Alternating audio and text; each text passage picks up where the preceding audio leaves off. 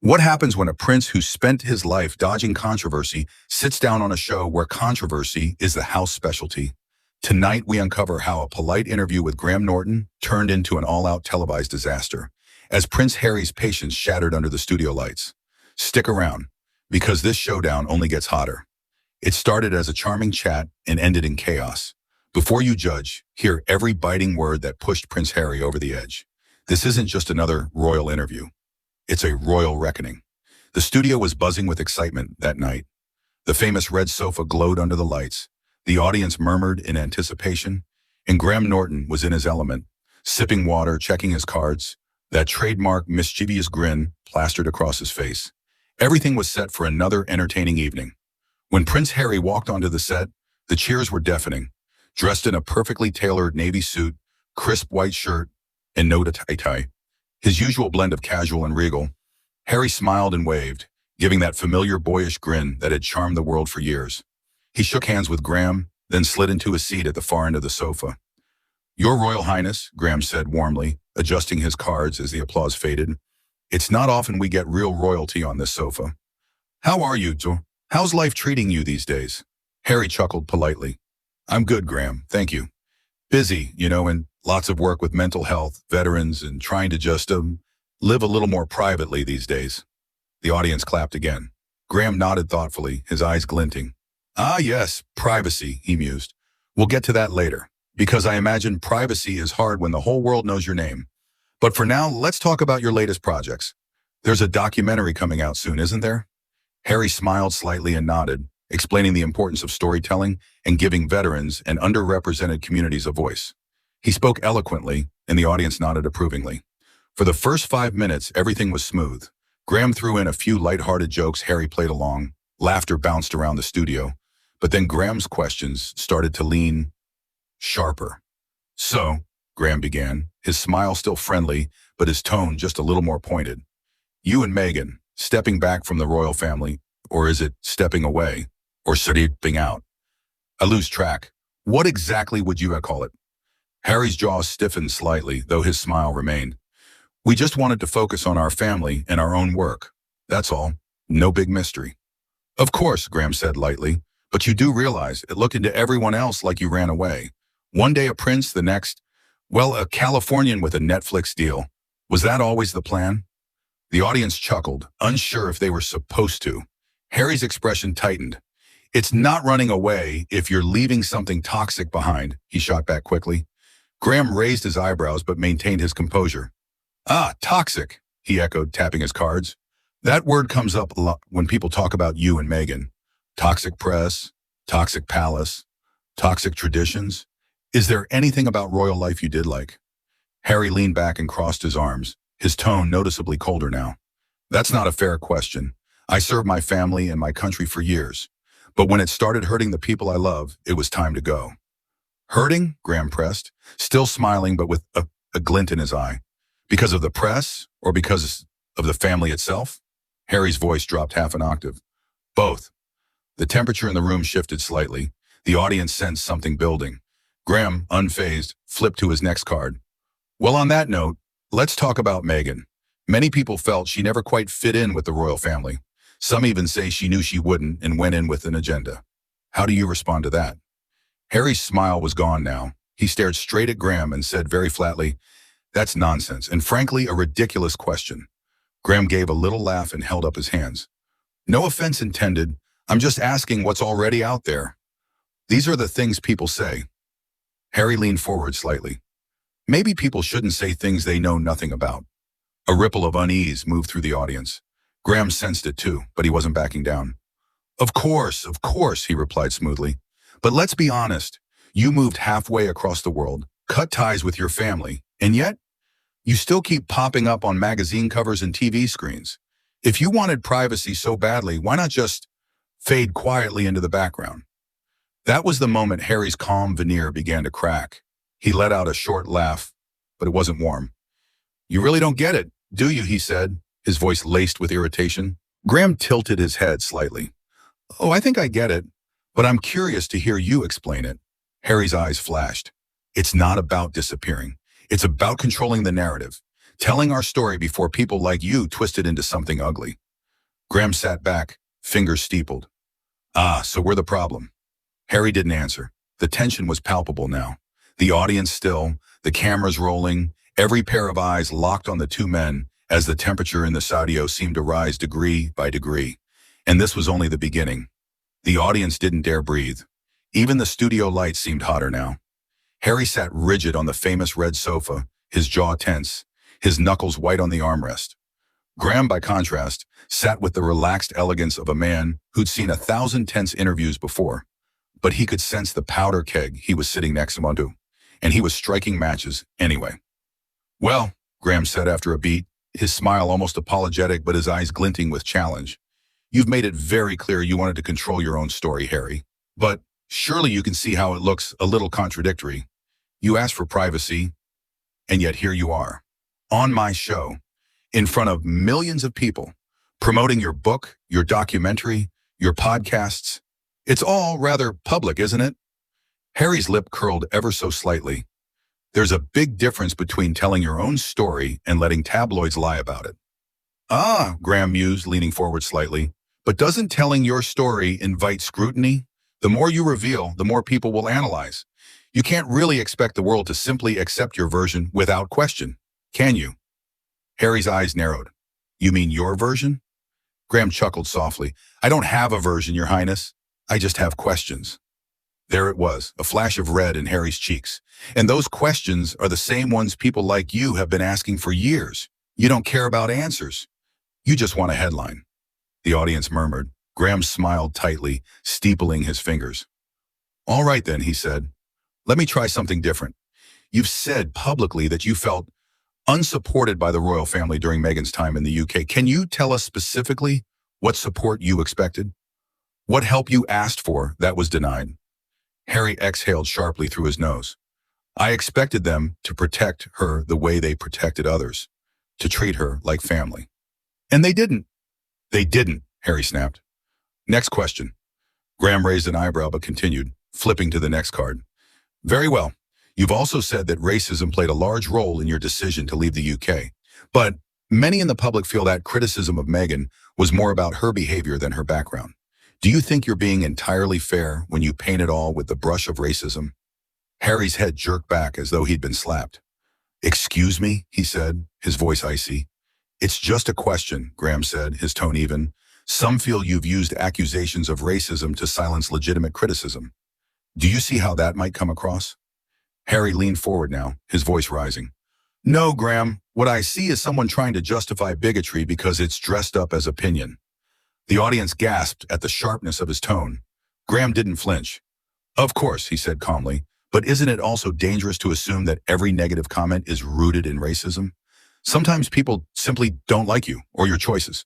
That's not necessarily prejudice, is it? Harry was glaring now. You're walking a fine line, Graham. A very fine line. Graham's smile tightened into something colder. I'm walking the same line I walk with every guest, Harry. I ask questions the public wants answered. If those questions upset you, perhaps that says more about the answers than about me. The air between them was electric now. The other guests on the sofa had shrunk into the shadows, visibly uncomfortable. Even the audience, so loud and lively at the beginning, was hushed now, hanging on every syllable. All right, Graham continued after a long pause. Let's move on. You've described the royal family as an institution. Some would say that sounds rather impersonal for your own flesh and blood. Do you feel there's still love there, or is it just duty and obligation at this point? Harry's nostrils flared. His fingers dug into the sofa cushion. I love my family, he said slowly, his voice low and tense. But love isn't enough when loyalty only goes one way. Interesting, Graham murmured. Do you think they feel the same about you, that you've been disloyal to them? Harry turned sharply toward him. You don't know them. You don't know me. So don't pretend you understand. Graham's tone stayed smooth as silk. I'm only asking what millions of viewers are already thinking. Harry shook his head, a bitter laugh escaping his lips. You're not asking. You're accusing. That's what you do, isn't it? Dress up mockery and judgment as entertainment. Graham's smile flickered. Entertainment and journalism aren't mutually exclusive, he replied softly. Harry's voice rose a notch, his composure beginning to crack. You think this is journalism? You think dragging people onto your sofa and picking them apart like they're animals in a zoo is journalism? Harry, Graham began, but Harry cut him off, his voice sharp now, slicing through the studio silence. No, don't Harry me. You sit there with your cards and your smirk, and you think you can just toy with people. You think because you make people laugh, you're not hurting anyone. But you are. You're just too smug to see it. The words hung in the air, the silence deafening. For the first time all night, Graham's expression hardened. He leaned forward slightly, his eyes locking onto Harry's. And you, he said evenly, his voice quiet but edged with steel. Think because you've suffered, you're beyond reproach. But you're not. You came here knowing the questions that would come. And now, y'all, you're proving exactly why people think you can't handle them. Harry froze, his eyes blazing, his breath coming faster. The audience sat in stunned silence, the tension thick enough to cut with a boar's knife. Harry's hands trembled slightly in his lap, and for a brief moment, it looked like he might walk off right then. But instead, he stayed. For now. For a few seconds, the entire studio was frozen. The audience sat wide-eyed and silent, the air thick with unease. The cameras kept rolling, capturing everything. The tightness in Harry's jaw, the faint glimmer of challenge in Graham's eyes, and the awkward, almost frightened expressions of the other guests on the sofa who looked like they wanted to melt into the cushions. Harry's breathing was audible now, shallow but quick. His posture was rigid, his hands clenched so tightly his knuckles were white. Graham, in stark contrast, leaned back in his chair with calm precision, his fingers steepled in front of him. The silence was broken when Graham gently said, "You seem upset." The words were soft but sharp, like a surgeon's scalpel. Harry's head snapped toward him, his eyes blazing. Upset? You think this is upset? You sit here, Graham, making veiled jabs at me, at my wife, at my family, and you think I don't notice? You think I don't know exactly what you're doing? Graham's expression didn't change. And what exactly am I doing? You're turning me into a spectacle, Harry hissed. That's what you do. That's what this show does. You bring people here, make them feel welcome, then cut them down for sport, all while pretending it's just a bit of harmless fun. Graham tilted his head slightly, his voice still measured. And you came anyway, knowing all that? Why? The question seemed to strike Harry like a physical blow. He blinked hard, as though trying to compose himself, but the anger didn't fade.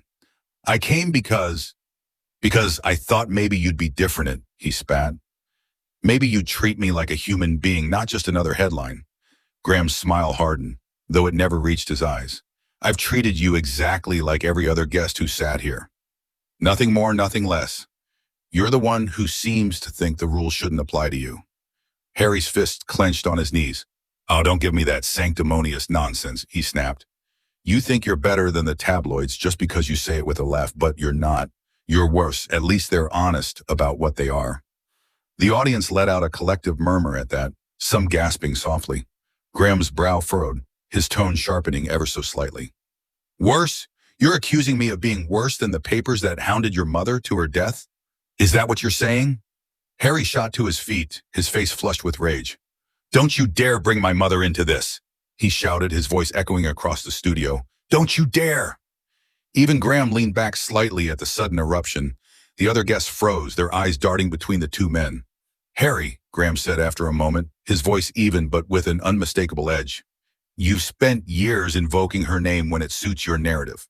But when someone else does it, suddenly it's off limits? That's a double standard, isn't it? Harry's chest heaved as he glared down at Graham. You don't know what you're talking about, he said through gritted teeth. Then explain it to me, Graham pressed, still seated, still calm. Help me understand. Help the audience understand. You keep saying you want your truth to be heard, so tell it. But don't stand there and accuse everyone of bad faith just because the questions are hard. Harry laughed bitterly, shaking his head. You think this is about hard questions? You think this is journalism? This is just another circus. You don't care about answers. You don't care about truth. You just care about how many people tune in to watch me squirm. Graham's lips pressed into a thin line, but he didn't look away. That's an interesting theory, he said quietly. But the only one making you squirm is you. That was it. Harry's composure finally broke. His voice rose to a near shout, his accent sharper than ever. You think this is a show, don't you? You think this is all just good fun. You think people's lives, my life, is just entertainment for you to poke at and laugh about. Well, congratulations, Graham. You've gotten what you wanted. He took a step closer to the host's desk, his face twisted with fury. But let me tell you something. This isn't just some joke. This isn't some game. You're playing with people's lives and you don't even care. You call yourself a host, a journalist, whatever. But you're just another bully with a microphone and an audience. The audience was dead silent now. Not even a cough, not even a whisper. Just the faint hum of the studio lights and the sound of Harry's ragged breathing. Graham's eyes narrowed, and for the first time all night, his voice carried a chill that cut through the air. If that's how you feel, Harry, then perhaps you shouldn't have come, because nobody forced you into that chair. You chose to sit there. You chose to speak. And now that the questions don't suit you, you are calling me a bully? Harry leaned across the desk, his voice dropping to a venomous whisper, though the microphone still picked it up clearly. You don't deserve to sit there. You don't deserve to talk about people like me. You're a parasite. You invite people here just to humiliate them, to make them look small so you can feel big. The words hung in the air, heavy and bitter. Graham didn't flinch, though his jaw tightened. He stood slowly, matching Harry's height, and the two of them locked eyes, neither willing to break. Maybe, Graham said finally, his voice low but firm, you should ask yourself why you feel so small in the first place. That was the final spark. Harry slammed his microphone down onto the desk so hard the audience jumped. His voice boomed, raw and full of fury. That's it. I'm done. You think you can drag me and my family through the mud and call it entertainment? You think you're clever? You think you're better than everyone you humiliate up here? Well, you're not. You're pathetic. This whole show is pathetic. He turned to the audience now, gesturing broadly with one arm. And you lot, you sit here laughing along while he tears people to shreds. Do you feel good about yourselves? Do you? Nobody answered. Harry turned back to Graham, his voice shaking with rage but loud enough to fill the room. You are everything that's wrong with this country, with this world. You dress up cruelty as wit and call it a job. Well, you can keep it, Graham, because I won't play your game. And with that, he turned sharply and stormed toward the exit. The cameras followed him as his footsteps echoed against the studio floor, his back straight, his fists still clenched. Graham remained standing behind his desk, his expression unreadable, his hands resting lightly on the edge of the table. The door closed behind Harry with a deafening thud. The audience sat frozen. And Graham, after a long, heavy pause, finally exhaled and said softly, almost to himself, well, that escalated quickly. The camera zoomed in on his face as he straightened his jacket, his eyes still fixed on the door where Harry had disappeared. The door slammed shut behind Harry with an echo that seemed to reverberate through every corner of the studio. For several long, breathless seconds, the audience simply sat there, stunned. No one clapped, no one spoke. The sound of Harry's angry footsteps faded down the corridor beyond the set, and then, nothing but silence. The other guests on the sofa exchanged uneasy glances, clearly unsure whether they should stay put or quietly slip away. The cameras stayed locked on Graham, who stood behind his desk, hands resting on the wood, staring at the door through which Harry had exited. Then finally, Graham straightened his jacket, let out a slow breath, and turned back to face the audience, his signature wry smile returning, though this time edged with steel. Well, he said dryly, that was festive. A ripple of nervous laughter swept through the audience, breaking the spell. Some clapped politely. Graham held up a hand to quiet them, his tone suddenly serious. Look, he began, I want to say something here, because clearly tonight went in a direction none of us expected, least of all me. But here's the thing. He paused, scanning the audience, and then glancing straight into the camera. I've been doing this job a very long time, he said, his voice even but deliberate. And in that time, I've had everyone on this sofa, rock stars, presidents, prime ministers, actors, authors, saints, and sinners. Some of them charming, some of them difficult, all of them human. He tapped the desk lightly. And what we do here, on this stage, is ask questions. Sometimes they're easy questions. Sometimes they're hard, but they're questions people deserve to hear answered. That's not bullying, that's not cruelty, that's conversation. And if a guest can't handle that, perhaps they shouldn't agree to sit in this chair. The audience broke into scattered applause, though Graham waved it down with a faint smile. I have nothing but sympathy for Harry's struggles. he continued, his voice softening just slightly, for what he went through as a boy and what he continues to endure. But sympathy, he added, his tone sharpening again, doesn't exempt anyone from scrutiny, especially when they voluntarily put themselves in the spotlight. He leaned forward now, his eyes glittering. Because make no mistake, he said, that wasn't me attacking him. That was him attacking himself. What you just saw wasn't cruelty from me. It was a man so determined to control the narrative that he couldn't stand being asked the simplest questions about it. And that says more about him than it does about me. The audience murmured in agreement, some even clapping again, louder this time. Graham's gaze drifted to the floor for a moment, then back to the camera. And to Harry, if you're watching this later, I wish you and your family nothing but peace. But if you come here to tell your story, don't expect me or anyone else to just nod along and smile, because that's not honesty. That's theater. And this show is not theater. This is a conversation. He gave a faint shrug, then sat back down in his chair, picking up a cue card. Well, he said, his signature wit re-emerging to lighten the mood. That was Prince Harry, everyone. For about 15 minutes anyway. The audience laughed, this time more freely, the tension finally breaking. Coming up next, Graham said, glancing at the other guests still seated on the sofa, who were now visibly relieved. We'll be joined by someone who doesn't mind answering questions, or at least hasn't stormed off yet. The camera pulled back slightly as Graham chuckled softly to himself, shuffling his cards as if nothing had happened, though the slight smirk on his face said otherwise. But then he looked straight into the lens one last time, his eyes narrowing playfully. And for anyone at home who's upset by what you've just seen, don't be, he said, because the truth has a way of coming out, whether you like it or not. And tonight you all saw it for yourselves. He leaned back, spread his arms casually, and let the studio lights shine down on him as the applause swelled around him once more. And there you have it. The unforgettable night Prince Harry stormed off the Graham Norton show, leaving a stunned audience and a host who refused to back down. If you enjoyed this behind-the-scenes breakdown of one of the most intense talk show moments ever, don't forget to hit that like button. Leave a comment below. Do you think Graham went too far, or was Harry out of line? And of course, make sure to subscribe so you don't miss more incredible stories like this one. Thanks for watching. And remember, the truth may be uncomfortable, but it's always worth hearing.